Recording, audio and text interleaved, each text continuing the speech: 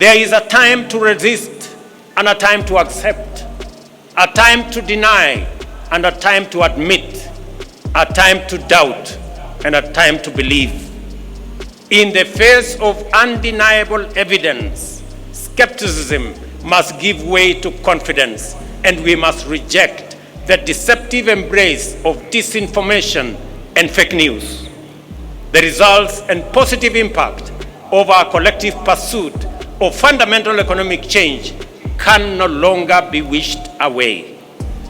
Ladies and gentlemen, financial inclusion, for example, is now a reality for millions.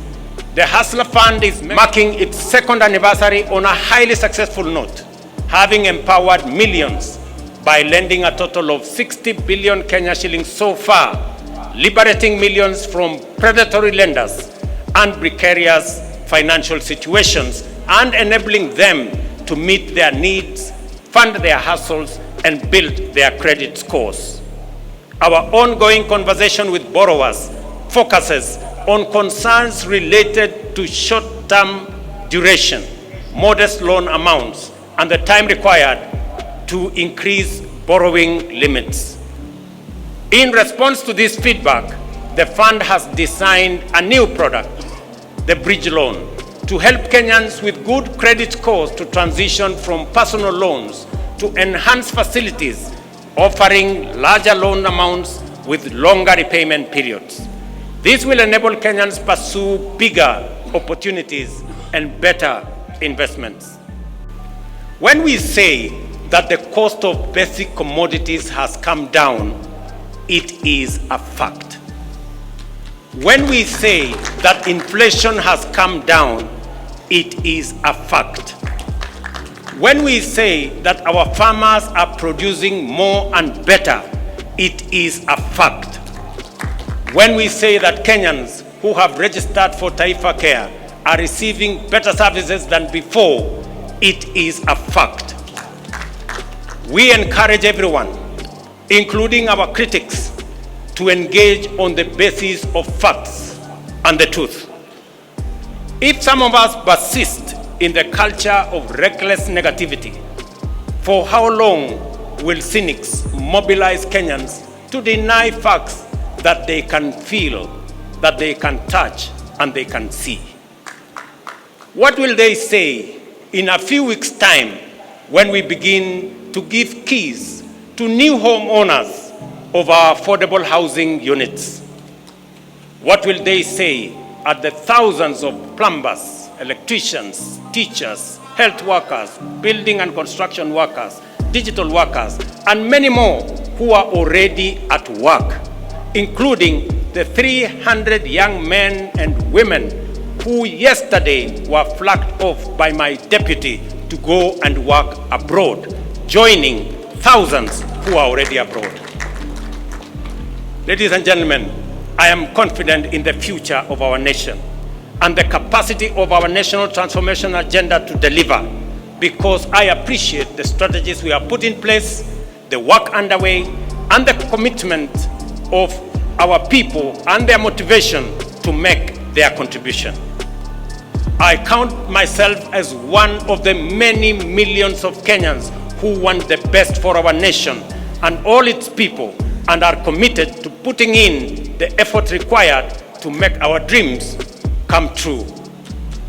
We are driven by strong hope and unwavering optimism, as well as unfailing desire to reach for a better tomorrow. It is confidence based on understanding, hope built on truth, and optimism that stands on the firm foundation of facts.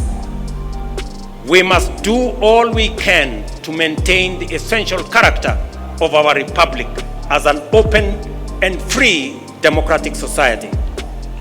This implies that we must also do all we can to ensure that our political competition and rivalry never degenerates into contest to assault democracy, oppose development, and demoralize the people.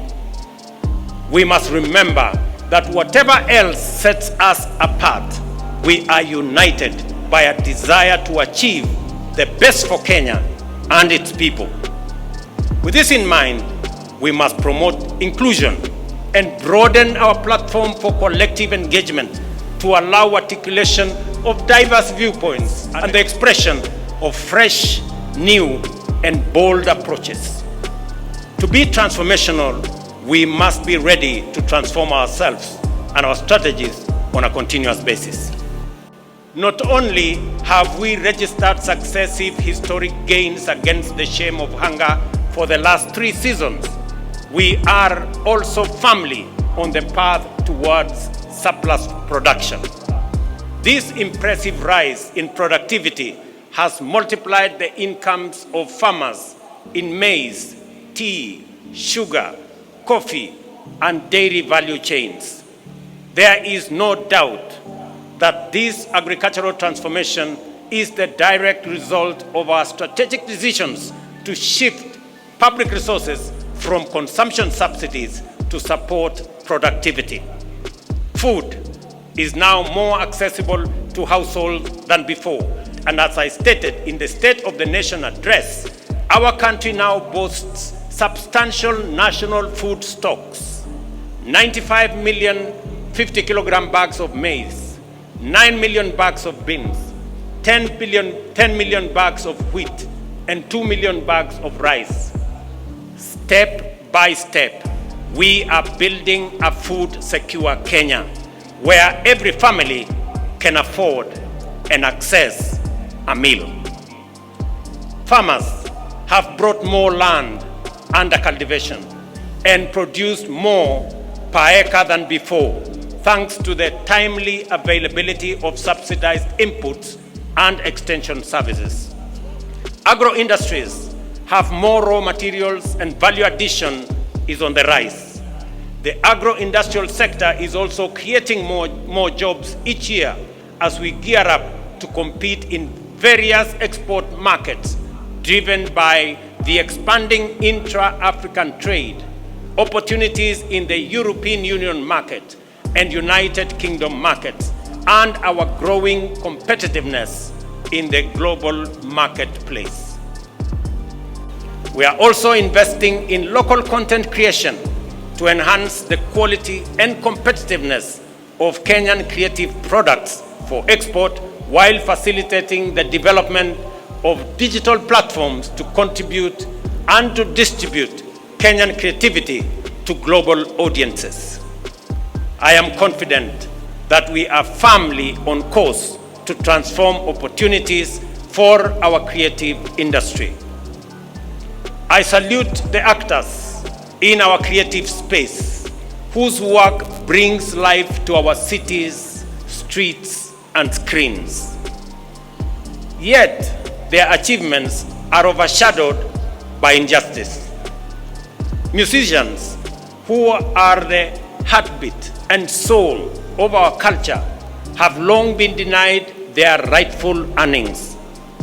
It is unacceptable that an artist earns as little as 10,000 shillings a year, while those tasked with collecting their royalties pocket millions monthly. This injustice, ladies and gentlemen, must end. The Kenya Copyright Board, in conjunction with industry players and e-citizen, must establish a transparent, real-time system for royalty collection and distribution to rightful owners and beneficiaries.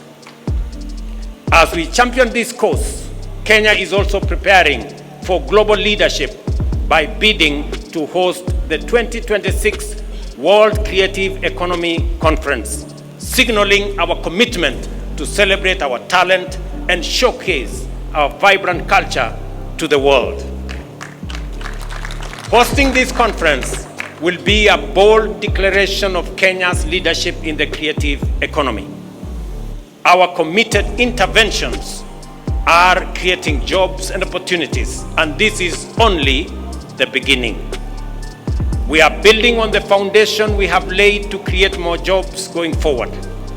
The essence of the bottom-up economic transformation agenda is to enhance our capacity for incremental achievement and thus accelerate our progress in delivering our commitment for the benefit of all Kenyans. Tutazidi na kujenga daraja ya umoja na ushirikiano kati ya Wakenya wote kutoka sehemu zote, dini zote, vyama zote. Tuungane ndio tuweze kushughulikia mahitaji na mipango na maendeleo ya taifa letu la Kenya.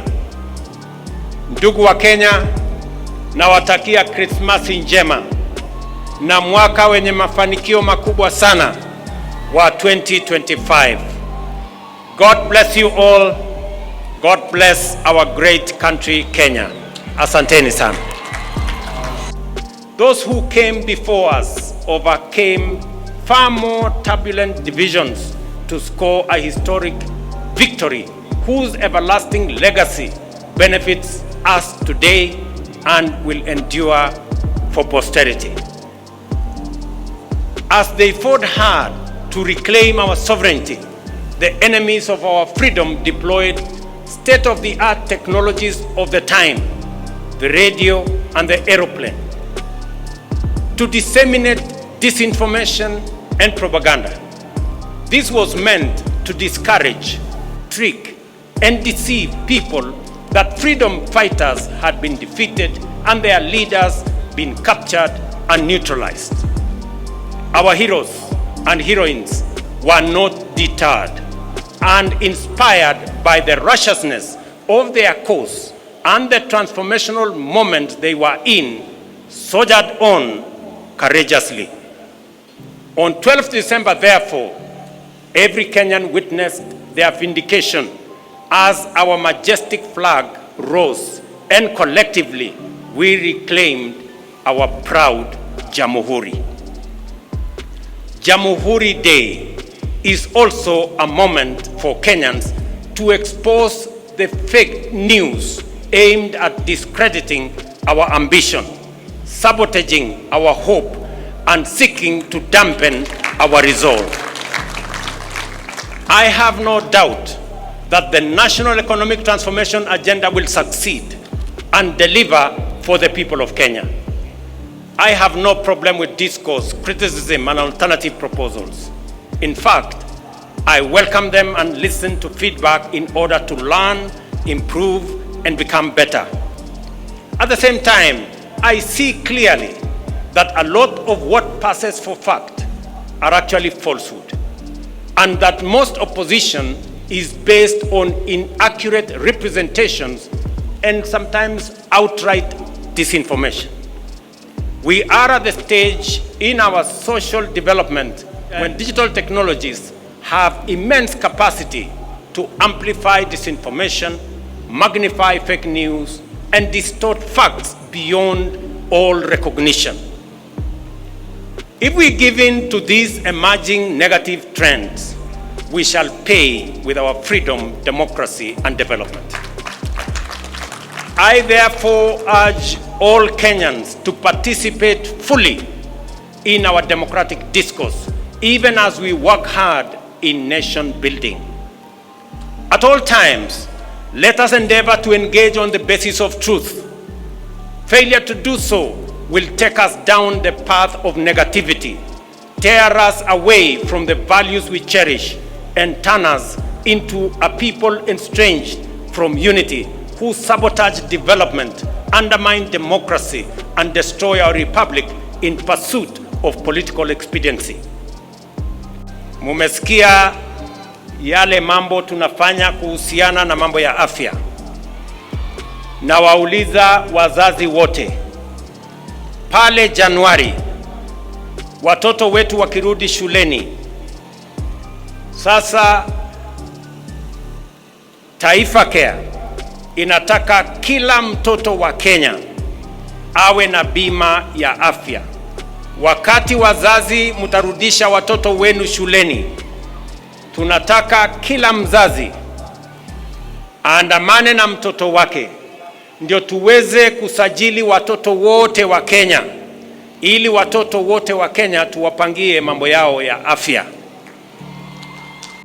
What I wish to emphasize on this Jamhuri Day is that regardless of our difficult circumstances and despite obstacles, resistance, and anxiety, it remains the mandate of leadership to keep true to their word and the duty of government to deliver.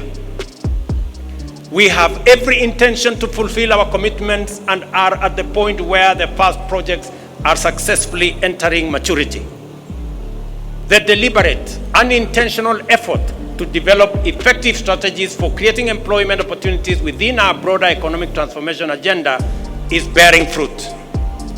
From the current numbers, it is clear that employment opportunities, whether domestic, international, or online, will increase significantly in the coming days. We are determined to build a labor market capable of absorbing as many job seekers as possible, cognizant of the output of our education and training institutions, which produce talented, skilled, and motivated young people.